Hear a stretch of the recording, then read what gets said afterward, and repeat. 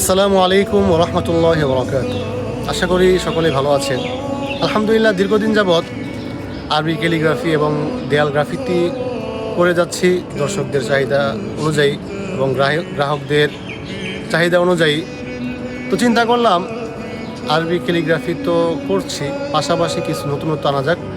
সেজন্যই চিন্তা করলাম একটি প্রাকৃতিক দৃশ্য আঁকা যাক। তো আলহামদুলিল্লাহ গতকাল কাজটি সম্পন্ন করেছি।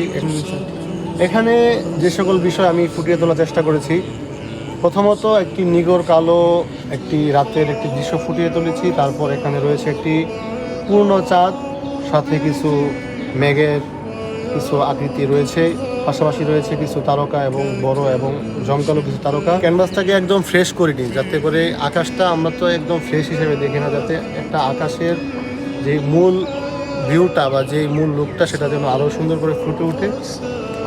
তো ইনশাআল্লাহ সামনে আরও বিভিন্ন প্রাকৃতিক দৃশ্য আঁকার চেষ্টা করব, সাথে সাথে আরবি ক্যালিগ্রাফি এবং গ্রাফিতিটা থাকবেই।